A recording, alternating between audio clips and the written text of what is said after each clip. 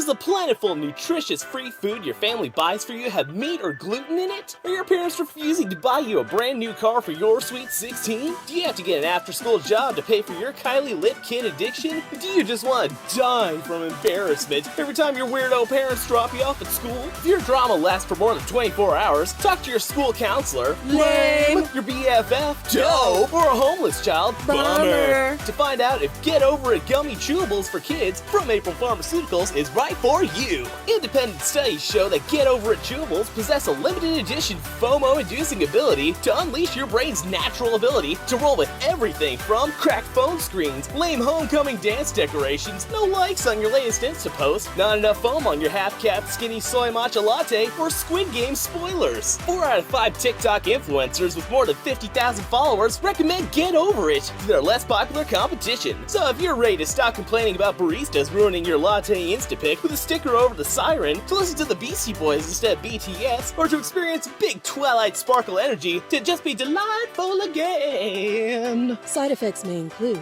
Backstreet Boys, Russian booze clues, blue man poop, lunch crack, satanic panic, chili bowl hair lips, Scottish underpants, Schrodinger's cataracts, or herbal pee. When your YouTube guru no longer shills for don't give a fuck, try Get Over It gummies from April Pharmaceuticals. Now available in Flintstones, SpongeBob, or JoJo Siwa chewables. Get over it!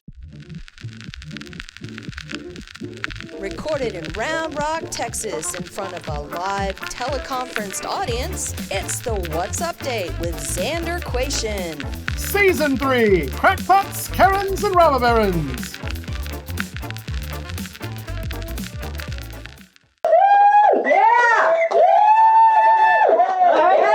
Welcome to the What's Update. I'm Xander Quation. Let's get started. We're gonna kick off the show with some good news for a change, in a segment we call Good On Ya. Claudette Colvin is seeking to expunge her arrest record. For those who don't know, Colvin, then 15 years old, was the actual first black woman to refuse to give up her seat on the bus in then segregated Montgomery, Alabama, 9 months before Rosa Parks became the face of the movement, due to black leaders feeling that Parks' lighter skin made her more sympathetic. Colvin was the star witness in the Browder versus Gale court case that ended bus segregation. Now 82 years old, Colvin filed a petition to have her juvenile arrest record struck, and the judge handling the case has already indicated that those records will be destroyed. Thank you, Ms. Colvin, for your service to a nation that still has a long way to go to honor the sacrifices that you and many others have made in the name of equality. Yeah. Now, switching gears, you've probably heard of Lucy, the Australopithecus skeleton that helped change our view of the evolution of Homo sapiens and our closest relatives. Well, now, a new Lucy has the potential to change our view of the planetary evolution in our solar system. Lucy, a NASA spacecraft designed for geological analysis, is going to study asteroids in Jupiter's orbit known as Trojan swarms, searching for craters, checking the composition of the asteroids, and doing important science things. Yeah. Researchers would do well to remember that, as with any kind of Trojans, it's always important to check for holes. Speaking of Trojan horses, former chairman of the Joint Chiefs of Staff, Secretary of State, and National Security Advisor Colin Powell died recently due to complications of COVID-19. Though Powell was vaccinated, his immune system was compromised by multiple myeloma, a cancer of the white blood cells, and as part of his contract with the Bush administration, Powell's body will be cremated, with his ashes being placed in small vials and used to scare members of the UN into attacking the wrong country. It's not our longest walk, but a light jog. Yeah. A best-selling female author was revealed to be 3 men. Carmen Mola, the author of The Gypsy Bride, was described to be a college professor in her 40s, living in Madrid with her husband and 3 children, by a publishing house owned by Penguin Random House. It turns out, however, the book was actually authored by 3 screenwriters eager to sell books in a mostly female market. In Dungeons & Dragons news, Matthew Mercer is actually 3 kobolds in an overcoat. No follow-up to a story from the previous episode. Hollywood narrowly avoided a strike by the International Alliance of Theatrical Stage Employees, the union representing Hollywood's below-the-line workers, like camera operators and cinematographers, makeup and hair artists, the people in charge of lighting, props, set dressing, editors, script coordinators, and writers' assistants. As part of the new 3-year contract, these workers will be guaranteed at least 10 hours of rest between leaving and returning to set, as well as a minimum of 54 hours of rest on weekends, which is equal to what the actors get. I mean, who knows? Maybe if everybody is a bit more well-rested, they'll remember to check the props for real bullets. Oh, damn. Oh, come on, that's not the worst thing we've said on the show. Damn. It's never too soon. Nah. Kanye West is now just Ye. Yep. We're really doing this. The rapper, born Kanye Omari West, filed paperwork in California to legally change his name to Ye. Look, I don't know. Maybe he just wants everybody to say "Yay" whenever he shows up. Of course, in that spirit, I'm thinking of legally changing my name to "Oh, hell yeah!" Yeah. I still like Xander better. Oh, well, thank you. Yes. You'd be the only one. Speaking of name changes, Facebook is changing its name to Meta. Is that short for "Met a lot of mistakes and the public hates Facebook now"? Met a lot of teenage girls hate their bodies? Met a lot of shady decisions and got hauled before Congress? Or perhaps met a lot of investors nervous, so we better rebrand. And I say, ¿por qué no los todos? Yeah.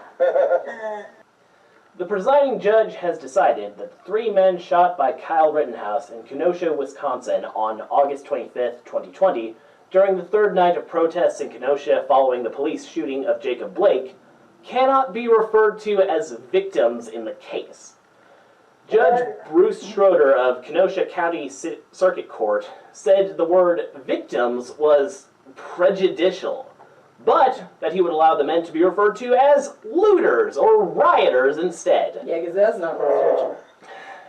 In other news, Adolf Hitler will no longer be referred to as a syphilitic genocidal psychopath, but Charlie Chaplin cosplayer or weird mustache aficionado appears to be just fine. A Catholic diocese in Sicily has placed a 3-year hiatus on godparents.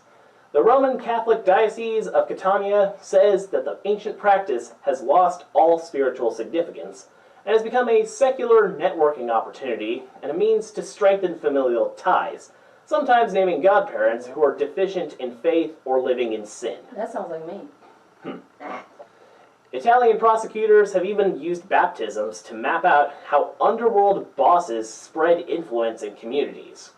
Turns out, for the church, that's an offer they can refuse. Aw, damn. Is the Pope Catholic? Yep. And His Holiness says Joe Biden is too. After meeting with the president, Pope Francis called Uncle Joe a good Catholic and said he should keep receiving communion. The move is seen as a subtle rebuke of American Catholic bishops seeking to deny the sacrament of communion to those who support abortion rights. Alright, remember now, I went to Hebrew school. So let me get this straight. According to the Supreme Catholic Pontifex Maximus, His Holiness the Bishop of Rome, whether or not a Catholic supports or opposes abortion rights determines if they should be allowed to ceremonially devour a Jewish man on Sundays, alright? Cool. Not disturbing in the slightest. Nope. And finally, drama students at Hillsborough High School in Highland County, Ohio were furious after learning the school pulled the plug on their production of She Kills Monsters after weeks of rehearsals. The reason for the cancellation was due to complaints about a possibly gay character in the play by a local pastor and conservative evangelical Christian parents. Local pastor Jeff Lyle from Good News Gathering was among those in attendance, later sharing with the news station his protestations about the play.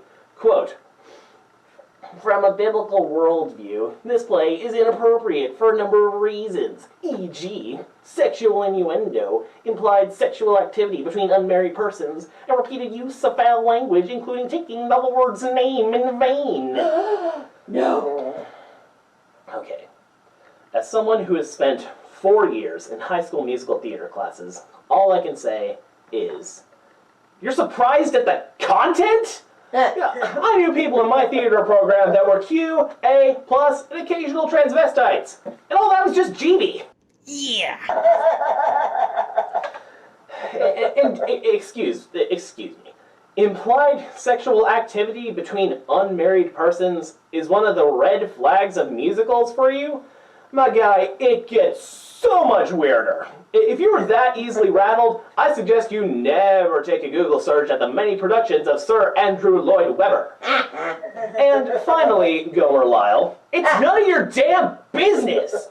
If a school play has a possibly gay character or some spicy language about the Lord or the bedroom, it's a school play, not one of your poorly researched book reports on Bronze Age fiction that you call a sermon. Oh, damn. So how about you stay in your science-denying, COVID-dying lane and let the kids do the play that they worked long and hard to produce? In JB's name, we pray, can I get an amen? Amen. Amen. Stick around, we'll be right back. Woo! Yeah. Woo! Yeah. Yeah. Woo! Welcome back. Okay, true story. As you may or may not be able to tell from our lavish set and top-notch production quality, this show is entirely self-financed. That means that when we have some disposable income, we put it into the show. Lately, we've been looking to upgrade our sound and lighting rigs. Sound and lighting are the bane of every production, and we have nothing but respect for the people who do it for a living, but I digress here. Lately, we've been shopping for sound equipment. We got our eye on a 4-track portable recorder and some corded lavalier microphones. It's all pretty standard stuff. But, as we've been shopping for this specialty equipment, we've been stopping short of buying. Not because we don't need the stuff, or because we haven't found what we need at a reasonable price. We keep stopping ourselves because it feels unnecessarily self-indulgent. I mean, should we really be spending money on things that don't put food on the table, gas in the car, medicine in the cabinet, or a roof over our head? Could we find a much cheaper alternative that will still get the job done? Haven't we already spent enough on cameras and lights and backdrops? Can't we just make do with what we have? So, here's the thing. We, like many others, are suffering from a common problem known as financial imposter syndrome, or more specifically, the long-term emotional scarring from growing up poor. Poverty is more than just a lack of financial resources. Poverty is also a lack of opportunity. Poverty is generational. Poverty leaves scars long past the point where you aren't poor anymore. Let me make this very clear right here. Poverty is not a moral failing. Living in poverty is a life where every single day is a struggle between the haves and the have-nots. This never-ending battle isn't good for anyone with less than an 8-figure salary. It's a system designed to keep regular people hating on their own and not looking at the wealthy so-called job creators who tend to make 2,000 to 3,000% more than their average worker's salary. Not their lowest paid worker, the average one. But Xander, I hear you sneering through the screen, you don't look poor. You live in a house, you go to college, you probably have a car. I do, in fact. She's lovely. Her name is Betty. And you look like you eat more than enough food pretty regularly. I know, but hey. Oh. You're correct on all of those things. Now. But my parents grew up poor. My dad lived in a housing project in San Antonio and was the youngest of 5 kids, living with a single mother who sometimes worked 3 jobs at a time. My mom qualified for all the financial aid available to go to college back when it was $400 a semester because her family barely scraped by on a zookeeper's salary. Their parents were poor. My paternal grandmother was an orphan in Germany in the aftermath of World War II. My maternal grandmother was the oldest of 5 kids, lived in the poorer parts of the south side of San Antonio in the 50s, and sometimes went without food. the further you go back, the more poor people you find. The most basic definition of poverty is the state of not having enough material possessions or income for a person's basic needs. Real first level of Maslow's hierarchy kind of stuff. The current poverty line in the United States for a family of 4 is $26,500. Let's do a little math here. The Department of Housing and Urban Development recommends that housing should be no more than 30% of your income, or you may not be able to afford other necessities such as food or healthcare. So, 30% of $26,500 per year is $7,950. Broken down further, that's $662.50 per month. Still with me? Okay. At $628 a month, West Virginia has the lowest average rent in the United States, followed by Montana at $678 and Oklahoma at $699. These are the only 3 states with rents below $700 a month. So, if you live at the poverty line, you may have to live in one of those 3 states to afford shelter for you, your spouse, and your 2 kids. But that is the top level of the poverty line. Make less than that, and you may qualify for some government assistance, but make 1 penny more than that, and you're shit out of luck. Poverty means you have to give up food for housing or medicine. And while we're on the subject of food insecurity, let's take a look at the dreaded and much derided food stamps program. That same family of 4, if they qualify for SNAP, on average will receive $638 a month in food assistance. Break that down, and it amounts to about $5 and change per person, per day. Mind you, there are very strict limitations on what may be purchased with SNAP benefits, and those limitations vary greatly by state. On top of all that, someone using their SNAP card to pay for food will have to deal with the withering stares of all the people around them and judging them and making assumptions about their life choices or circumstances. And GB help you if you have a cell phone in your hand when you use your food card. Also, don't be dressed in anything other than rags, and you better be walking home or else. There's no end to the stories floating around the internet about somebody allegedly standing in line behind a welfare queen who's buying steaks for her dog with her food stamps while fondling a brand new iPhone Infinity and peeling off hundreds and 50s with her bling-encrusted, overly manicured fingers for anything the card doesn't cover, and then walking out to a brand new, super expensive car and driving off with a trunk full of lobster and beer. A member of my own family swears he saw that exact thing happen personally. Yeah, right, Mr. Thin Blue Line. Tell your one asterisk fairy tale walking. Oh, damn. And it does not stop there.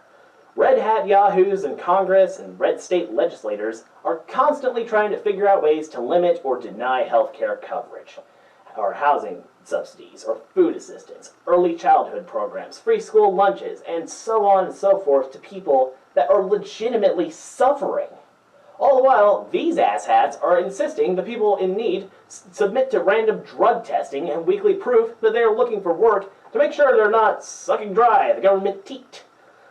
Alright, just for context, nearly 1 in 6 children in the richest country on the planet live in poverty, which means they often don't have access to education or shelter and suffer from extreme food insecurity.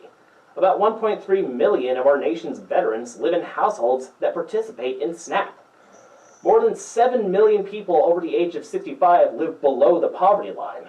But the America Firsters and the taxation is financial rape libertarian types insist that if these freeloading kids, disabled veterans, and old people would just get off their lazy asses and pull themselves up by their endlessly hypothetical bootstraps, they would need assistance. And this is the same group of people that also insist that churches can take care of the poor.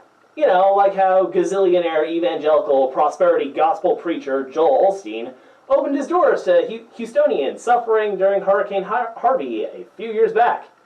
Oh wait, no, he didn't. But HEB had food trucks and rescue supplies on the ground within hours. Yeah. Once again, I digress. Yep. If it was just a case of not having enough money to cover food, shelter, clothing, warmth, and so on, you would think that the poverty problem would be a snap to fix. Hell, Elon Musk and Jeff Bezos, with a combined net worth of nearly $500 billion, could knock that out in the Americas toot sweet.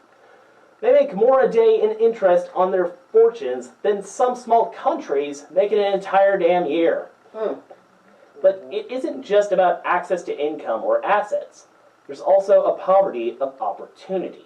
This is the type of poverty that is generational. It's a poverty trap, or a cycle of poverty, caused by self-reinforcing mechanisms that cause poverty once it exists and persist unless there is outside intervention. This falls under two categories. The first is the type that happens because the lack of opportunity due to systemic racism, misogyny, or other forms of discrimination that make it infinitely more difficult, even with the best of intentions, to access the economic and social resources necessary to break out of the poverty trap. The second is a developmental scar. It's difficult to shake. I'll give you an example. Let's say that for your entire life, the couch in your living room was either something that you picked up on a curb after being discarded, an ancient hand-me-down, or, in really rare cases, a brand new IKEA flat-packed, build-it-yourself envy of any freshman college dorm couch. One day, you go to a friend's house that has expensive couches. They say their mom spent $3,000 on the couch that they have their dirty-ass feet on right now. First, you want to smack them for putting their muddy shoes on the furniture, because if you did that, you'd be cleaning up that disgusting scud your own damn self. Yep. And more importantly, you cannot conceive of anyone spending more on a couch than your parents did on the last used car they had to buy, because the previous, even cheaper one, just died. I mean, what kind of a weirdo spends $3,000 on a couch? Over time, your family finances improve. You're living a little less hand-to-mouth, paycheck to paycheck. You move out and have your own place and a decent salary. Yet instead of investing in a $3,000 couch that will last you 20 years, since reupholstery on good furniture is more financially responsible than buying a brand new couch, you buy one more in a long line of cheap and disposable fast furniture sofas that break after 2 moves or 4 really successful parties. After 10 years, you've spent more on couches you no longer own than if you had just invested in the $3,000 couch in the first place. It's really hard to break this cycle. Your knee-jerk reaction to spending is just to quickly pick the fastest and cheapest option to get past the emergency. Because every point in your life up until now means that extra money goes towards emergencies only. You aren't saving for a treat or a vacation. You're saving for an inevitable disaster. But for a while now, you've been in a financial situation where a flat tire or a worn-out TV isn't as much of an oh shit moment as it used to be. What do you do now? How do you break the cycle? How do you escape feeling poor? Fuck by now, I'm not that evolved yet. Every generation before me worked their asses off to make a better life for their kids, including my parents. In spite of their best efforts to make things as normal as possible, I still grew up like an ungrateful mammal, wanting things. You see, kids in my neighborhood often had much nicer stuff and a hell of a lot more of that nicer stuff. They got to go to summer stuntman camps, a myriad of dance and acting classes, and had Austin City Limits full access passes. They went on family vacations to Hawaii or Disney World. They got their driver's license, cars, and paid insurance handed to them at 16. We couldn't afford any of that. I was on free lunches all the way through school. For a while, we qualified for Children's Medicaid, or CHIP. There were days where we had to search around the house for nickels and dimes to pay for gas to get me to school. We relied a lot on help from our families, our friends, our synagogue, and even some very understanding Catholic charities to pay the electricity and water bill. A few times, my parents made use of the local food banks just so I could eat. Early on, I learned the value of $1.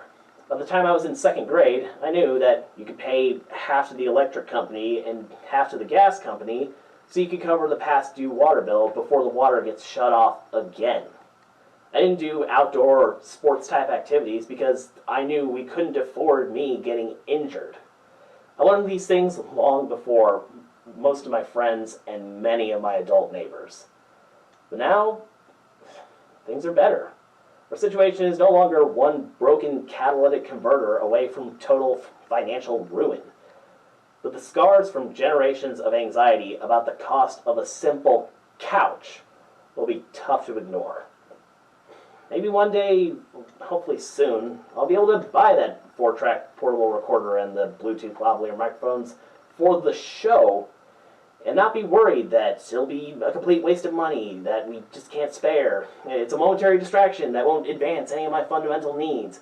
Or it'll end up really useful in the short term, but a total waste of time, money, and effort in the long run. But if I can find a way to push past that anxiety and doubt, maybe on that day, I'll have the confidence to finally break the cycle. We'll be back with comedian Jay Black. Stick around. Yeah!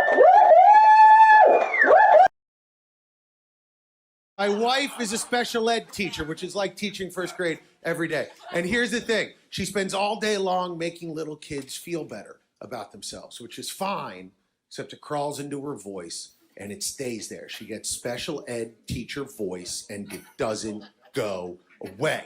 I hear it all the time after sex. Like, no, you did a very good job in there. You were trying very hard. I can tell. Don't cry. Here's a sticker. Welcome back. Let's hop right in with our 3 standard questions. Who, you, what's due, and why. Well, thank you for having me. My name's Jay Black. I'm a comedian and I'm a writer. I guess I'm also a producer now, too. I produce Lifetime movies. And why do? Well, I guess I was not hugged enough as a child. But number 2, it's, you know what? I'll tell you why. Because when you're a comedian, one of the things, at least for me, and I don't know if this is true of every comic, but at least for me, you always feel a little disconnected from everybody. Because there's like a little homunculus that sits on your brow that's always sort of looking out at the world, and you're never quite experiencing it as you go through it. You're only sort of watching and observing. So there's a feeling of disconnect that happens, I think, from an early childhood. You know, like I remember kids would be like wooing at things, and I don't know how that's possible. Like, why would you woo at anything? Just it seems silly. I've never been able to go to a barbecue and talk fantasy football without thinking, oh my God, we're all cliches, you know? So there's a thing that happens where you're constantly watching. And I think the thing about laughter is if you're someone that isn't sure if he's actually making a connection with somebody, laughter is an involuntary way for the other person to signal that they understood you. Yes, indeed. Right? Because people will nod and say, I got you. I mean, I'll do that to homeless people just to make them go away. Like, oh yeah, sure. No, I believe that there's aliens talking through your teeth. But I don't really believe that. And sometimes to get to your 5th, damn, that's crazy. And they still won't leave. Right. That's insane. I'm getting out of here. But the thing of it is, as a comic, you kind of always feel like you're the alien or the homeless guy that's talking about aliens. And you're not sure if you're connecting or if people are just being polite. But when they laugh, you know you got them. You know that there was. So I sort of think of laughter as the lingua franca between my brain and yours. Nice. Well, that's a very deep analysis. I think that's the best answer we've ever gotten. Yeah. usually the standard answer for the why for comedians is generally something along the lines of, well, not really skilled doing anything else. Gotta find a way to make a living out of this. But yeah, no, it's a very interesting take on it. Yeah, well, you know, it's this thing of not a journey of self-discovery, because that sounds too hoity-toity, but one of the things that I've been trying to do is figure myself out. And you know, in part because I'll tell you, I have been lately understanding that I am a very immature person. And I'd like to not be immature anymore. You know, I'm 45 years old. I should probably stop being immature. And I start to look around and I see that there's a lot of other guys especially, you know, no offense to the ladies, but we are far more immature than you are, who aren't attempting to figure themselves out. And I don't want to be one of those guys. I'd like to try to get to the bottom of who I am so that I can start fixing the problems. I found that sometimes the immaturity part, so like, okay, I really just I should have like grown out of this stuff. Why am I still laughing at fart jokes? Why am I still like this? And then you do a little self-discovery and it turns out, no, these things are just really good. I like them. Yeah, no, listen, I will never down a good fart joke. Fart jokes are okay.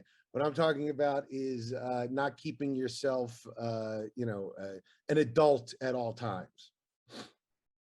Like there's a big difference between immature and young at heart. Right, right. About finding that balance. Yeah, and I like being goofy. That's my favorite thing. In fact, I would say that's part of the reason why I still do well at colleges, because I think there's always something nice about a goofy aspect of life. And I think not taking life seriously is a-okay. It's, taking relationships and the way you interact with people seriously that I'm trying to get a handle on. Most of the time, life itself is pretty goofy already. Yeah, no, I think the kids that are going through the pandemic right now are going to be the first to understand the philosophical concept of absurdism before they get to college. So I guess that's good. They're going to have that college philosophy student asshole syndrome before they even get to that stage in life. Exactly. They're going to read Stephen Crane's poem, A Man Said to the Universe, and they're going to go, yeah, we know the universe doesn't care. We got that. We learned that at 6. We don't need you to tell us that, Stephen Crane. Yeah, and I'll just be over here watching all the new Gen Zs, like, man, everything's like, is there even a meaning to all this? Like, this is all absurd. And I'll just be over here like, dude, I have Gen X parents. I already know. I've heard this lecture. Let me ask you this. You're what, 20? Yes. 20. So, one of the things I'm curious about is, because I think about my grandparents' generation that went through the Depression, and that changed them forever. Like they were always worried about money, didn't trust banks, not, in any kind of fundamental way, but just their outlook. Do you think your generation is going to be different because of this pandemic? Like, most certainly. You foresee, like, not a lot of handshaking for the Gen Zs and the late millennials? Yeah, like I think that this is going to have a big impact on how things go forward. If nothing else, like before the pandemic, people were like, okay, we got like claw machines over here. Like, I'm not worried about germs. It's just a flu or something like that. And then nowadays, people are like, when we were starting to see like a little bit of the light at the end of the tunnel, that's when a couple of people realized, wait, I haven't gotten a cold in an entire year. Yeah, that was nice. That was very nice. Yeah, so I'm thinking that a lot of this cleanliness is here, for the people who are actually doing the correct thing. I think that's going to last. And also, the traumas of this year. Well, one of the things that it seems like this is a movement that I've seen online, but I don't know necessarily if it's sustainable or if it's just a Twitter phenomenon. There seems to be a lot of people that are realizing that work isn't the entire point of life, and the pandemic sort of helped them realize that. Now they got a little bit of help because of unemployment and sort of the benefits, but I'm hoping that we come out of this with a understanding that, an 8-hour-a-day work day, an 8-hour-a-day sleep day, and an 8-hour-a-day family day is pretty good. We don't need work to be 14 hours, as a fundamental sense of what life should be. This would be a pretty good concept to cover. We should take a look at this in the future. Might make a good thing. I'll make a Yeah, sure. All right, a little bit of inspiration in this interview. Yeah, well, I'm trying to inspire from my hotel room here at the top of the Las Vegas Strip. So getting on to our 4th standard questions, as we're on more tangents than a standard pre-cal class. So is there anything that was a deep cut, dude. The inner machinations of my mind are an enigma. Very much so. Anyway, is there anything you're working on or have coming out soon that you'd like to tell our audience about? So I had a movie that came out August 7th on Lifetime, and it's going to sound like I made up the title. Well, I literally made up the title, but it's a real movie. It's called Psychostorm Chaser, which is about a serial killer who uses the cover of storms to murder people, and he's harassing a young nurse that has stayed behind to take care of a coma patient. But that's sort of a piece of a bigger thing that I'm working on that I don't have anything specific to announce, but we have 5-6 movies in the pipeline, and just in general, my company, Exit 19, I'm hoping that you guys are going to see a lot of movies from us starting in 2022. All right, definitely be on the lookout for that. Absolutely. You started out your working life as a teacher. What originally drew you to teaching, and then what about teaching drove you to do stand-up comedy? So the standard answer I give is, if you've ever, college kids will ask me that all the time, like, what made you leave teaching to be a comedian? And I always say, well, just think for a moment, how did you treat your high school English teachers? And there's this pause, and then they go, oh, I get it. Yeah, no, you did the right thing. But the longer story is, I went into school for economics because my dad was an economics major, and I was going to be a titan of industry. And the first book I got in my first class in economics was Liar's Poker by Michael Lewis. And I'm a big Michael Lewis fan. I think most people are. And the first page of that was him going to Princeton and studying art history. And he says, you only get 4 years of your life to do what you truly love with no consequences, and then you can figure out the rest later. So in my first book, in my first class of economics, I was like, well, okay, forget economics then. Shut the book, went down and changed to being an English major. Because all I wanted to do was read and maybe write, but I just wanted to sort of enjoy the thoughts of the great thinkers, and my dad was the one who suggested getting an English teaching degree. And I think his line was, well, yeah, an English degree is fine, but you're not going to be the vice president of poetry interpretation at a big company. So you got to think somewhat practically. So I got a teaching degree. And, the first time I stepped in front of a classroom in student teaching, it clicked into place that I liked being in front of people. And I liked sort of taking what was in here and broadcasting it to a group of people. And that was that? The first step on this process. First step, yeah. And you'll find a lot of comedians that start as teachers, because it's one of those things. And I'll tell you this, I love what you're doing. You're down in Texas, but you're interviewing people from all over the country. Because I was a New Jersey English teacher, and I had it in my head, like maybe one day I would do comedy. But how do you do that? Right? How do you don't live in New York, you don't live in Los Angeles.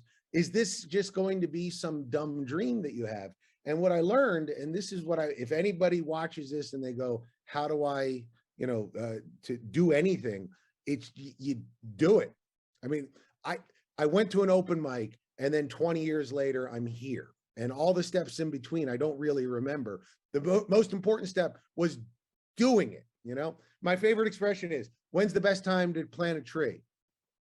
20 years ago. When's the second best time to plant a tree? Right now. Yeah. So if you're figuring out when to plant a tree, do it. Doesn't matter if you're 45 or you're 18, do it. Just start into it and then see if you can get some money flowing into it somehow. Well, yeah, it's a matter of if you free yourself of the need to succeed, right? And I've always said the thing about stand-up is it's not about being funny, because anybody can be funny. Every group of friends, there might be one person funnier than the others, but you all make each other laugh. What's the talent in stand-up? The talent is being fearless in the face of failure. Because when you talk to your friends, you don't care if they laugh or not, because they're your friends and they're going to be your friends no matter what. But when you get up in front of a group of audience members who don't know you and have no reason to like you if you fail because they've paid money to listen to you tell jokes, all of a sudden, all of your barriers go up and you get afraid and you get like, oh, what if my jokes don't work? They're going to hate me. The skill is to not feel that. That's what you learn how to do. You learn how to write jokes, you learn how to have stage presence and all that. But the real talent, the real thing that takes 10 years to learn for any good comic is being fearless in the face of failure. And I would say that lesson applies everywhere, that our expectation of greatness stops us from going through the learning curve and allowing ourselves to be terrible at something until we get good. And I think that's the main issue. Pure poetry. I actually really appreciate that whole New York, LA problem, because we're actually trying to do this show for real, like after I graduate, but we're trying to stay in the Austin Round Rock area. Sure. Because like nobody else has really done that yet.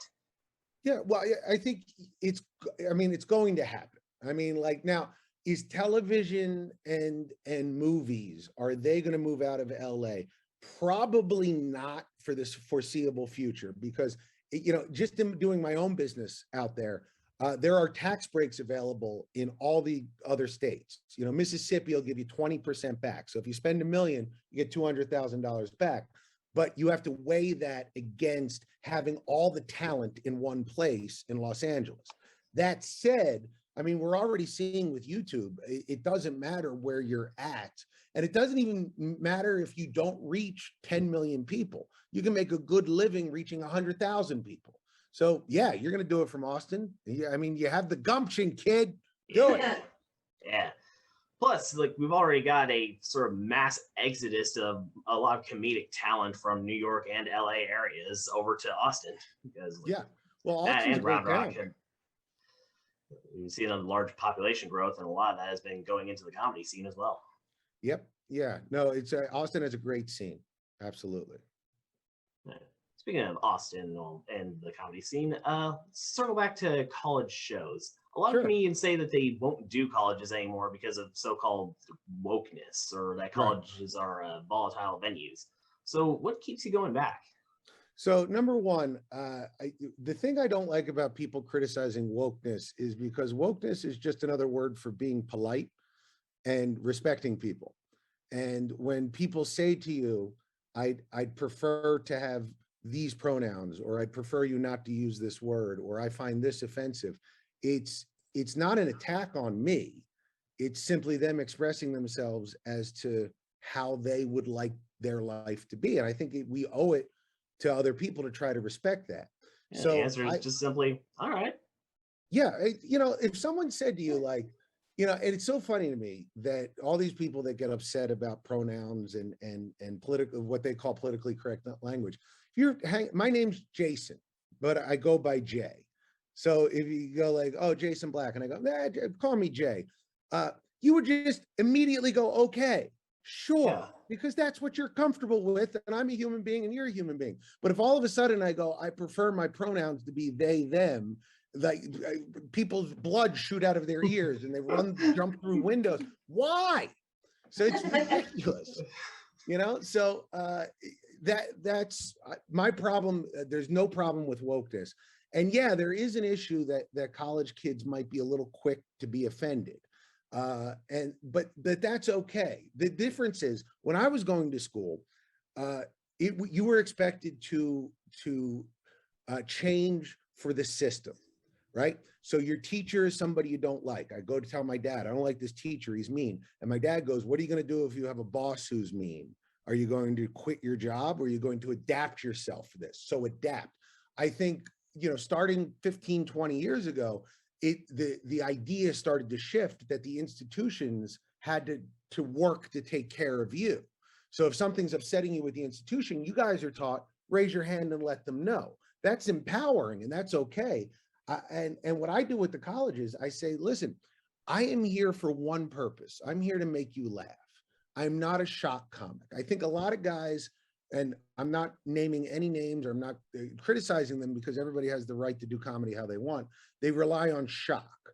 And there's good shock humor where I'm going to push your boundaries and make you think, and I'm going to do so unapologetically. And there's a place for that, but I don't think the place for that's college. Because if I say I'm going to push your boundaries without your permission, then yeah, you have a right to be upset. So I come in and I just go, hey, I'm here to make you laugh. And if I'm 45 years old, there might be words that I use that are inappropriate now. I don't know. I promise you, if you raise your hand after the show and say, hey, Jay, don't say that. You're never going to hear it from me again, because I want to be polite. I want to be a good person. And I think being a good person starts with being polite to the needs of others. So what do you think the comedians who are ditching colleges are really trying to avoid? So I think they're trying to avoid consequences, right? Ooh. And it's a thing where, listen, if you come to a comedy club, that's my house, okay? And I can say or do, once you pass at a club, I can basically say or do whatever I want. And if you don't like that, I will ask you not very politely to leave, because you've come to my house, right? And there's consequences for you coming to my house, which is if you speak up, if you act offended, leave. That's the consequence. I think when you go to a college or a corporate, you're going to somebody else's house, and you're going and playing by their rules. And I don't think there's anything wrong with that. And, you know, these same guys that say, you know, Seinfeld, I won't go to a college because I can't say what I want. I love Jerry Seinfeld. He's one of the texts in my childhood of growing up to be a comic. But Jerry Seinfeld wouldn't use the F word on NBC. NBC has the same set of rules. I mean, they might be different rules of what words you can and can't say, but there's an umbrella of things you can't do on television. There's an umbrella of things you can't do at AT&T's corporate getaway that they're paying you $200,000 to perform at, right? You can't get up there and do your bit about how AT&T sucks. They'll probably get mad at you for that. Unless you're John Oliver. Unless you're John Oliver. But even then, if they came to John Oliver and said, listen, you got to make a choice, either make those AT&T jokes or get fired, or you know, stop making them or get fired, you know, there's the consequence that he's going to have to weigh as to whether or not he wants to make those jokes. So comics who go to colleges and then get bad feedback, they get criticism, and the first thing they do is say, oh, the colleges have it wrong. Well, you know, like, no, you have it wrong. Figure it out. It's their place. Yeah, they asked you to come in. They're paying you good money, and you said something that upset them. And now, rather than apologize or change your attitude or at least learn from it, your response is, "I'm not doing it anymore. They're too politically correct." So, who's the real idiot there? Yeah. It's like those people with, it's like, to mix a metaphor or anything, the people in video games where they're just like, okay, this person's really good. I could either be like, what am I doing wrong?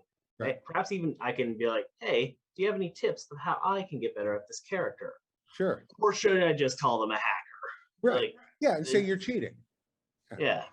You know, it's and you know, I would imagine there are comics that would say that I have it completely wrong, and that comedy is supposed to be an art form free from any kind of constraints. And they'll bring up people like Carlin and Richard Pryor, who were very much rule breakers. But I'll say this again. When Richard Pryor went on network television, he didn't curse, because you can't curse on network TV. George Carlin, when he went on The Tonight Show, did not curse, right? So he was constrained by those rules and felt no chafing about it, and still went, because there was a give and take and it meant money for them. So there are always rules. It's just whether or not you like them and choose to follow them, and if you choose to break them. If George Carlin said the F word on Johnny Carson, he won't be invited back. And if you can accept that consequence, do what you want, but at least have the fortitude to accept the consequences of your actions. Yeah, some of the greatest comedians, like, if they are pushing the boundaries, they'll either know the consequences of certain actions and will like try to maneuver around them, right? Or they'll just, like, going back to Lenny Bruce, where like he knew the consequences of saying this stuff in his comedy act and knew that he would get arrested, to the point where he was like, okay, boys, I know it's my time to go. Good night, everybody. Like, Yeah, and look at the way Lenny Bruce's life ended. It wasn't pleasant. it wasn't pleasant, but he still knew the consequences and did his part. Yeah, except the your actions will have ramifications, and I think that the allure of comedy is, well, I won't have a boss. I can say or do whatever I want, and yeah, it's very freeing to not have an assistant principal watching my act to make sure I'm not saying anything inappropriate. But assistant principals are the worst. yeah, exactly. But at the same time, the club manager's watching my act, and the audience is watching my act, and the owner of the comedy club's watching my act. I have a lot of bosses, and to ignore that, I think is to the detriment of your art. And even separating all of that, you still got the fact that, yes, you have freedom up on stage, but that doesn't give you permission to be an asshole. Right. Well, and it's, you do have freedom of speech, but you don't have freedom from consequences. And that's one of the things that you'll see a lot on, I'm only on Twitter because I don't want to figure out how the other social medias work. But one of the things you'll see on Twitter is, cries of censorship, cries of being silenced, and cries of, they're being mean to me. And it's like, no, you made an opinion and other people called you an asshole for having that opinion. That's their opinion. It's like, you got to play the game by the rules you're setting up. So, just be okay with it and move on. Yeah. So on the consequences of actions, how do you deal with hecklers on stage? So, in my younger days, it was with, in my very younger days, it was with trepidation and fear. In my middle years, it was with frothy anger. And now, there's a great Elvis Costello line where it's, I used to be mad, but now I'm just amused. And now that I'm a little bit older, it's amusing to me.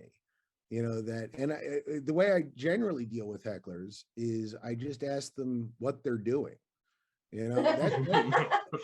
That stops a lot of people in their tracks, right? Like, is there something you need help with? Is everything all right? And whatever they say is going to be funny because they're put on the spot, right? And I genuinely have joy with it. Something that not Richard Belzer, excuse me, oh Christ, what was his name? He was a legend of comedy. David Brenner. Oh, he's amazing. Yeah. So I did a bunch of shows with David Brenner a while back before he passed.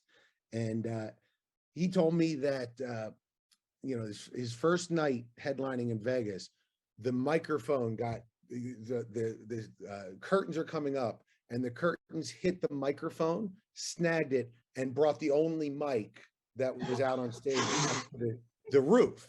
So he had to walk out on stage to no microphone and ask for a microphone to be brought out, and it was chaos. And he said, it was wonderful. It was all wonderful because it all became part of the show. It was all organic, and it was funny for everyone. And I think okay, new plan. Yeah, exactly. And I think, and you'll find this as you get older, I think, when you're young, especially when you're a young dude, it's all about your ego. It's all about, you're all going to look at me and tell me how wonderful I am because I have so much talent and power. And it used to be my show. This is my show, and you're messing with my show. And now it's just the show. And I'm here to make you laugh and go home thinking you had a good time. And however we get there is sort of immaterial to me. So if it because some doofus is saying mean things, I will never be upset by that because I started in Philly. You can't get worse hecklers than that. Unless you literally set me on fire, there's nothing I haven't seen in Philadelphia. And it's just funny to me. It's just, okay, well, tell me about what's going on in your life right now that you feel that you need to shout drunkenly at a comedy show. And then also you got the ultimate heckler. Like, you cannot beat the ultimate heckler in my life, myself. Exactly. Yeah. My inner voice is so much meaner than you'll ever be. A wise man once said, nobody can ever hate you more than you already hate yourself. Right. And you wouldn't be doing, comedy if you were well loved as a child. There's always something that kicks it off, and then that leads into the funnies. Right. Yeah. Your bio says that you frequently opened for Kevin Nealon. How did that come about? So Kevin saw me at a comedy club in Cleveland called Hilarities, and he saw me headlining because at Hilarities they used to do split weeks. So they'd bring in a non-famous person like me to headline Wednesday, Thursday. They'd bring in a famous person to headline Friday, Saturday. Then I go back up on Sunday. And usually you switch over to being a middle for the famous guy. So he saw me on the Thursday night show because he got in early and he just stopped by the comedy club. And he came up to me and he was like, "You're really funny. You should be, bigger than you are. Do you want to come open for me?" And in Hollywood, you like in show business, you hear that a lot. Like you hear compliments that never pan out because we're people pleasers. So we'll say whatever it takes to make you smile. But he called me, that Monday and was like, "All right, give me your dates. You're going to come open for me." So one of the things I always say about Kevin is he's either the nicest man in Hollywood or I'm a kidney match for him and he's playing the long game.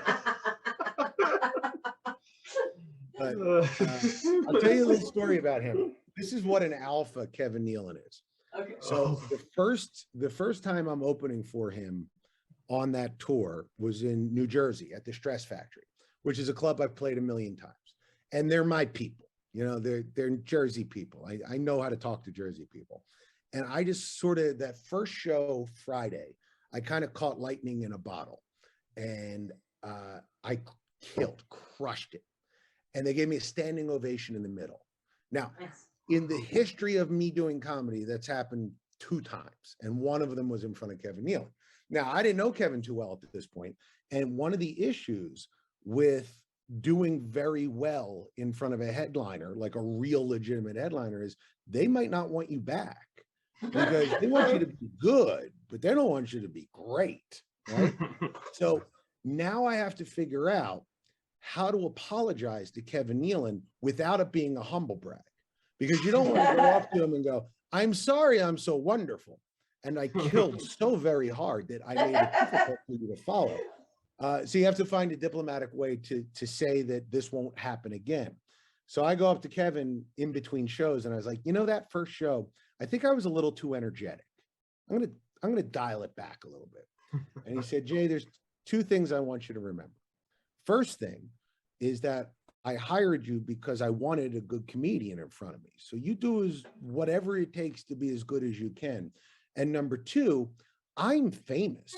They're going to forget about you literally the second I step on the stage." And I was like, "That's a very good point. Yes, Mr. Nealon. Okay." Like, I hired you on a thing where they got a famous person and a not famous person.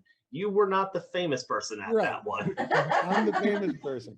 And but that is that's a man who is self-secure, and I have tried to model myself a little bit on that because there's a lot of insecurity baked into any performing, and a lot of bravado and a lot of like secretly wishing the other people on the show do poorly so you're the one that they remember as the good one.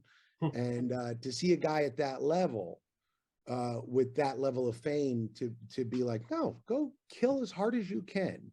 That I was like, okay, that's a good life lesson there. You mentioned earlier that you were also a screenwriter as well. Sure. How did that come about, and how does it compare to doing stand-up? So first, the way it came about was I was always writing goofy stuff. My best friend is a guy named Brian Herzlinger. And Brian Herzlinger is a director, and he in like 2005, I think, made a documentary called My Date with Drew, where it was him trying to get a date with Drew Barrymore. And the thing caught fire, right? It went in the movie theaters. it made millions of dollars. It was beloved. It won the HBO Comedy Festival. It did wonderfully. So I happened to be out in LA just as that was all starting to wind down, and we took a walk, and we were just pitching movie ideas back and forth like we used to in school. And he was like, you know what? They're asking me for a follow-up. We should work together. And I was like, okay. And we just started a very fruitful writing partnership that's lasted to this day and has helped me, you know, like as someone in New Jersey and who's not the most personable person. Brian is the nicest human you'll ever meet, and everybody loves him. So it worked out really well. He would go talk to everybody and arrange that, and you know, arrange our jobs and stuff. And then I would sit like where I'm supposed to be in a dark room where no one sees me, and write. And then I'd send it to him, and he would adjust it, and then we would take it out. So that's how that got started. How did it compares to comedy is writing is cocaine and comedy is crack. And what I mean by that is, like, they're both acts of creation, but the writing is such a long process. You know, you write something, I have a script that I finished in June. It'll probably start getting made in November. It'll probably be ready to be seen, like all kind of cut together, by like February. And it probably will be on TV in May. So that's an 11-month process before I can start seeing like real reactions from people. And like I said, going back to the very beginning of the interview, for me, it's about a connection with other humans in a way that I can understand. And laughter I can understand. But like, you know, having someone see a movie and then I go, "What'd you think?" And they go, "Oh, it was good. I liked it." It's like, okay, I don't even know what that means. I want to know that what I was doing got over into your head. And you know, movies are great, and I love it. I love thinking of stories, and then I love talented people running with it. But I will never, ever, ever find anything as powerful as getting a good laugh at a comedy club is. We've talked to a lot of comedians on the show at this point. What did you do during the pandemic or the start of the pandemic when you couldn't tour or anything like that? Cried mostly. And you know, no, I immediately pivoted to doing an online trivia show that I did for colleges that you know, kept me going financially. And I did a whole bunch of those. And it gave me time to focus on building this new production company, because, you know, writing scripts for other people is great, but it's got a limited monetary return. So now that I wasn't on the road, I could really work on fundraising and, you know, building up what this company is, you know, becoming. You know, we're not there yet, but what it's becoming.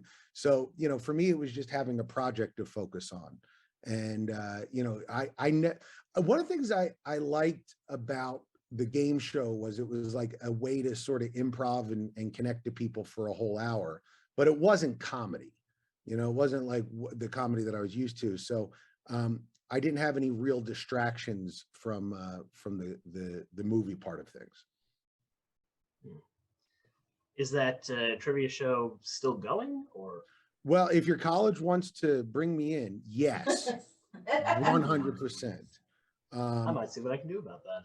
Yeah, yeah. So it depends. A lot of colleges booked me for Welcome Week, and then a lot more have me booked for, like, you know, mid-October. But beyond mid-October, right now there's a lot of people unsure whether or not we're going to have to go back to remote learning, you know, if the Delta variant gets out of control, et cetera, et cetera. But it seems like colleges are one of the better areas of vaccination. So they seem to be, you know, resisting terrible outbreaks better than many other places. So I'm hoping that my live show will be the one that they choose more often. Well, if we're able to get to that, I certainly look forward to it. Absolutely. Would you consider that opening act in New Jersey for Nielsen at that the best stand-up show you ever did, or is there one that even tops that? Oh, best stand-up show I ever did.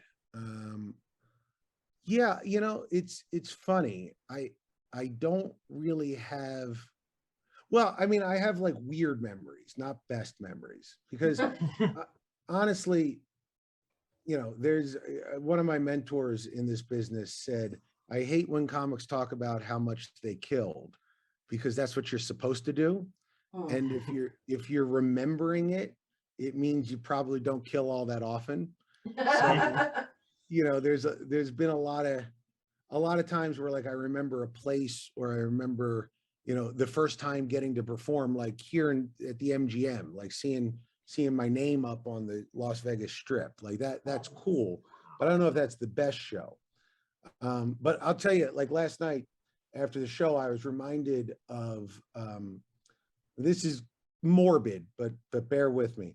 The the night my brother died, my younger brother was an alcoholic, and he went into a coma for a couple of months, and he came out of the coma and he got sober, but his liver never really quite recovered.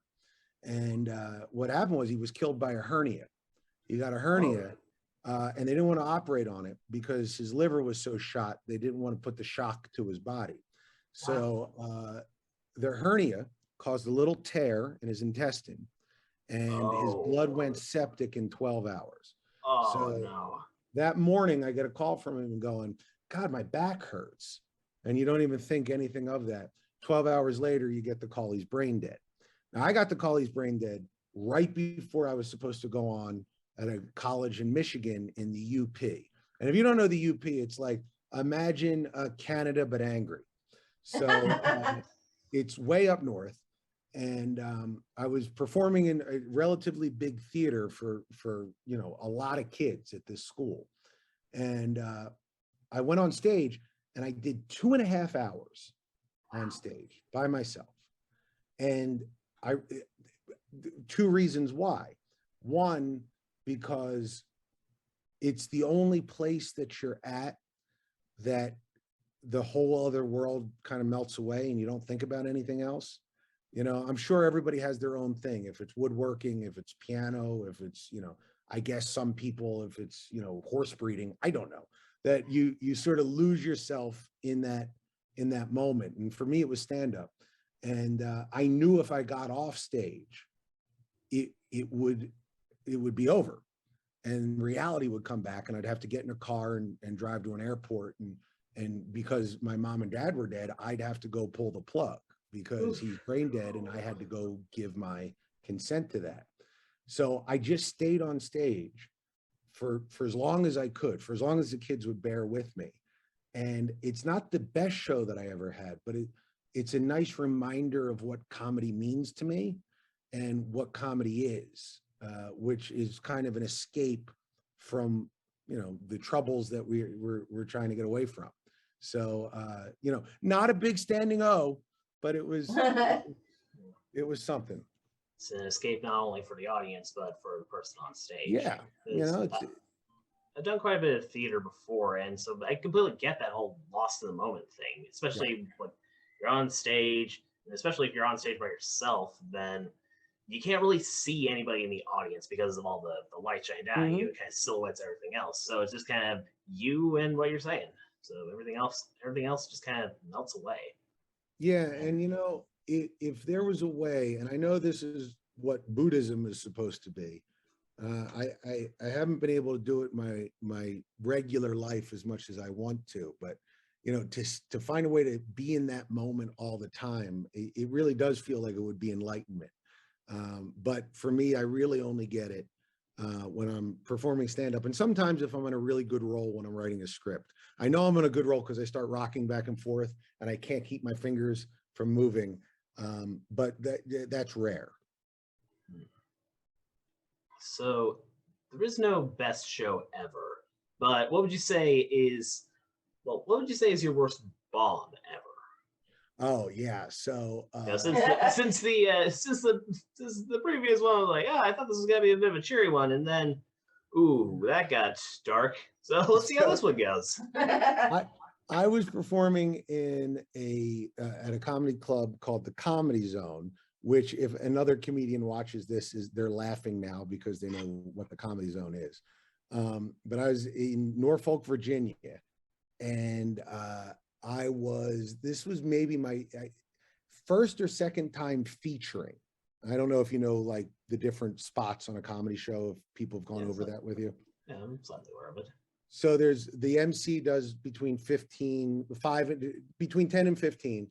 The feature does about 25 or 30. Then the headliner does 45 to 50 on a standard show.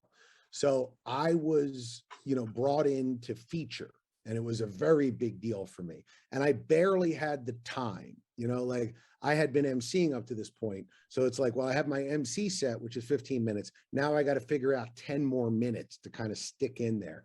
And if they all laugh for 30 seconds after each joke, I'll be fine. Now, what a lot of clubs will do is it's called papering the room. And I'll let you in a little secret. If you win 10 tickets to a comedy show, it isn't because they did a drawing. It's because the person who is performing isn't a draw. It's because they want to bring more people into the club. And this is important to remember, comedy clubs are drink delivery systems. They are not comedy clubs. In Las Vegas, doubly so. Right. If they could do slam poetry and get the same amount of alcohol sold, it would be a slam poetry club. It is immaterial what's on stage, so long as you're paying for overpriced drinks. So Sundays, a lot of times, if it's a Friday, Saturday, Sunday show, the Sunday show will be papered. And paper shows, and I'm giving you some in-depth background here. Papered shows are always bad because something you get for free is something you don't value. It is a subtle psychological shift. And so now that I'm a little bit, more experienced, one of the things that I'll do is, like, if I do a college show, and sometimes you'll do college shows in the afternoon at a community college in the cafeteria. So with no introduction. So basically at noon, you get up on a small stage and say to a room full of kids who are eating their lunch and playing Magic the Gathering, hey, do you guys want a comedy show? And then you have to be funny for an hour. And because it doesn't matter if they say yes or no, you still got a time slot. I'm contractually obligated to talk. So one of the tricks that I do is I always set up a group of chairs right in front of the stage. No tables, just chairs. And I invite anybody that wants to come to the show to sit in those chairs.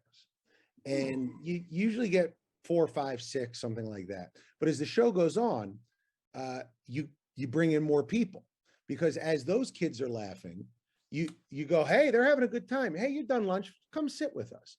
And the reason why I do that is I need them, they haven't bought the ticket. There's no ticket to buy, but I need them to invest something to value what I'm doing. And if I get them to move seats, for a college kid, that's an investment. They sit up front, and all of a sudden the show shifts, and the kids who are watching it in the seats are overly liking me. Why? Because they have to justify their investment. Yeah, it's right? The most minor usage of the sunk cost fallacy. It's like, well, I'm already too invested in this. Let's just go all in. It must be funny. So this is just a long way of saying that I was performing on a Sunday at a papered show filled with a bunch of Virginians who did not pay for their tickets. So the other thing you need to know about this gig is that there was a guy who was the MC, who was a touring comic who had gone all over the country as a college act and was only in town because it was the week between Christmas and New Year's. And he was back home for the holidays. And they were like, oh, you should come MC, because he used to be the house MC here. So to give you some perspective, they had a hamburger named after him in the menu. Oh, no. Okay. So this is a guy who not only has more experience than me, which is an odd imbalance, but is a guy who knows the room and the people so well that he's got like a million jokes about the town and, you know, things that are very specific. So he gets up, and this guy, like, you couldn't kill harder than him. I thought every night they were going to lift him off the stage on their shoulders and set fire to the stage and say, no one could be funnier than this man. We're moving on. And I would have preferred if they had done that. So I wouldn't have to. This wasn't just killing the show. This was show genocide. Yes, it was the show. We will never forget that show. So I got up, you know, Friday and Saturday, I hung on. I was okay. I'm sure they liked him better than me, but I wasn't an embarrassment. But then Sunday came, and I was an embarrassment. And I was doing my act to silence. And I would tell a joke, and it would just sit there silent. Now, we talked earlier about fearlessness in the face of failure. I was not fearless in the face of failure. I hadn't leveled up enough at that point to get to that I was philosophy. dry-mouthed in the face of failure. And it was going terribly. And then this guy in a cowboy hat and a big belt buckle started fake laughing after everything I said.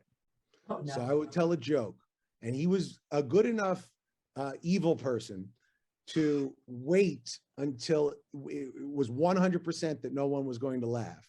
You know, so I tell a joke, silence, and then just as I'm about to go into another joke, he goes, ha, ha, ha, ha. And then the crowd all laughs at him for being so funny. And I had to sit there and take it, because here's what I wasn't going to do. I was not going to bail. I had 25 minutes to fill, and God damn it, every minute was going to be filled. I stood up there and I took it. So I will do the job and I will get paid. Now, I always say to young comics, I tell them that story, and I say, here's what happened next. I got in my car, and I was driving home, and I was weeping because I was such a failure. And I remember it was a foggy night, Sunday night, very foggy. And I got to the, what's the name of the super long bridge? The Delaware Memorial Bridge, is that what it is? Who knows? We live in Texas. The Chesapeake Bay Bridge, excuse me. Oh, Chesapeake okay, Bay that Bridge. one. So the Chesapeake Bay Bridge, which is like a 16-mile long bridge. And I got to the beginning of it, and I come sort of out of the fog at the end of it, right? And I'm not crying anymore. I'm plotting my return. And I always say to young comics that the thing about comedy is that if you get embarrassed like that, if you get decimated, destroyed in front of a group of people like that, if you don't want to get back on stage, you were not meant to do this. Because, you know, the sane thing would be to never do that again. But you don't get into the comedy business if you're completely right in the head. Right. So the desperate urge to get back on stage replaced the tears within 16 miles. So I think, you know, give yourself 16 miles before you make any drastic decisions is what I say. Especially when on a very long bridge. Exactly. No doubt. Figure at the very least, it's like, okay, that was the worst show of my life. But you know what I can get from this? Material. Yeah. Material. I have a This story is to a tell story. on a talk show 20 years later. And I did. Here we are. Or if nothing else, for the next gig. Yeah, exactly. Yeah. I read that you have kids, so it begs the question, are you still, at this point in your life, the funniest person in your family? No. My son and daughter are both funnier than me. My daughter, now I'm fast. I will very quickly have an answer to basically anything you say. And I've always said, you know, I will admit it the moment I find someone faster. And I couldn't find one. I made one. Nice. She is faster than me. She has, I mean, she's got a young brain, but she's got, you know, instantaneously has a reply to anything. And not just a reply, it isn't being a smartass, it's being, you know, like some conceptual stuff that I think is kind of advanced for her age. So, but here's the thing of it, because I pulled her aside and I was like, I pulled her aside. I'm in my house. It wasn't like we were, but I said to her, you know, I would never tell my kids to get into comedy because this is the worst job in the world. That said, you are a pretty young woman. And if you start doing comedy at 18, the way the industry is shifting towards, you know, what they're looking for, you'll have a sitcom at 23. I mean, you can do this. And she said, and I'll never forget, she said, nah. So no urge whatsoever. She said, I'm going to be a college professor I'm going to teach English at Princeton. Oh, And Lord. I said, why? And she said, because I found out what tenure was. And I want that. I want to get money for the rest of my life, no matter how bad I am at my job. And I was like, I can't argue with that. So she's going to be an English professor is her current goal. Either that, or as with your own story, the cycle shall begin anew again. Yeah, well, you know, I think it's probably going to go the other direction. I think my kids are all going to be successful business people because of they're going to go the opposite direction and study economics. Well, if she ever wants to do any comedic writing, we could always use more writers. Sure. Yeah, I'll keep her abreast of that. All right. So wrapping this all up, the big question we're asking all the guests this season: if you could bring back any two people from the dead for 24 hours, who would you bring back, and what would you do with them? You know, I just need one, Jesus, and for two reasons. One, you know, if everything's right, that's the rapture, and I don't have to worry about taxes anymore.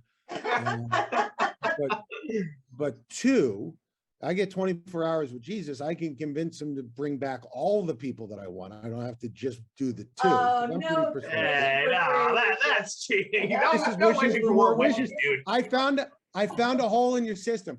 But number two, God damn it.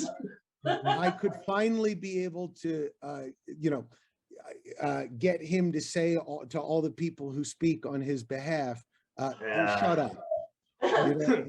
You know, if you read literally anything that I wrote or was written about me in the Bible, at no point did I say be hateful to anyone. So it would be nice. Like, you know that scene? Did you ever see Annie Hall? No. No. There's a scene in Annie Hall where a guy, Woody Allen, is waiting in line, and the guy in front of him is on a date and is speaking very condescendingly about a writer. I can't remember the writer's name at this moment. And Woody Allen is having a conversation with his girlfriend, and he keeps getting distracted by the other conversation. He's like, can you believe this? Can you believe this? Terrible. This guy's dumb. He doesn't know anything about what he's talking about. And finally, after about 3 minutes of this, he walks over, and behind one of the movie posters is the author. And he brings him out and he says, can you please tell him? And the author goes, you know nothing of my work. You have gotten it completely wrong. And then he leaves. And Woody Allen turns to the camera and goes, wouldn't it be great if life worked that way? And it's a great bit. But, you know, I think so much damage has been done in the name of a guy who only spoke about peace. It would be nice if we could get that guy back to tell everybody, hey, chill out. All I said was be cool. Can we all be cool? And just be like, okay, I literally told you, do not be an asshole to people. And then for these other things you're doing, I didn't think I had to write that one down. Right. I mean, if you read the Sermon on the Plain, not the Sermon on the Mount, Sermon on the Plain. Now, this is coming from you know, I'm a vehement agnostic, but I was raised Catholic. And I'll tell you, I feel like that's a common theme. Yeah. The Sermon on the Plain is the one with turn the other cheek. And if you really read, and I went back and read it a couple of years ago, what he was saying there, he was saying, you give your neighbor whatever they need, right? If they need to hit you, you give them the cheek to hit. because your job is to totally take care of your neighbor. And, you know, I feel like a lot of people who speak in the name of this guy seem to forget that. So that's who I would bring back. And I would also get him to bring back my mom, my dad, and my brother, because I'm very persuasive. All right, now, since you cheated on this question, let's go like one more, just like outside of that, one super selfish person respawn. Like, for entirely selfish reasons. I guess Kurt Vonnegut. Oh, that would be amazing. I got to meet Vonnegut once. Oh, seriously? Yeah. So at my college, I was known as the Vonnegut guy because I had read everything that he had ever written. And I spoke about him often. He's great. I love him. And I'll finish this as quickly as I can. But my professor was like, hey, Vonnegut's coming to the school and we're doing a meet and greet with him afterwards for all the professors. I know you're a Vonnegut guy. Do you want to come to that meet and greet? And I said, yes. Yes, please. Louder and more enthusiastic. So I went to see his lecture and then I ran at full speed. It was probably the only time I ran in the first 30 years of my life to get to the meet and greet. And I was there by myself. And the next person in the door was Kurt Vonnegut. Oh, So it was man. me and Vonnegut in a room. And I said to him, you know, I gushed. I was like, hey, Mr. Vonnegut, I was a very depressed person, you know, and I still was, but I mean, you know, when I was in high school and I read the stuff that you wrote, I honestly felt like connected to other people who saw the world like me for the first time. You know, like I felt like there are these golden tendrils that are connecting all of us. And I felt like a part of something for the first time ever. And I don't think it's out of line to say you probably saved my life. And he looked at me and I will never forget what he said. He said, is the food over there? I said, yes, it is. And he said, I'm going to go get some crackers. And he walked by me and he ate crackers. Now, I love that story. It's 100% true. And I love it because if he had said like, oh, Jay, when you saw one set of footprints, it's when I carried you, or like, you know, like, oh, my son, I was all there for you always. It wouldn't have been Vonnegut. Of course, Vonnegut would take that and say, hey, let's just eat crackers, you know? And I feel like, you know, a guy who saw the world through that, you know, sad cynicism, but with also that optimism that human beings could be better. I feel like the world that we're living in now could stand to have his eye on it for just a little bit more. Yeah. Well, that was.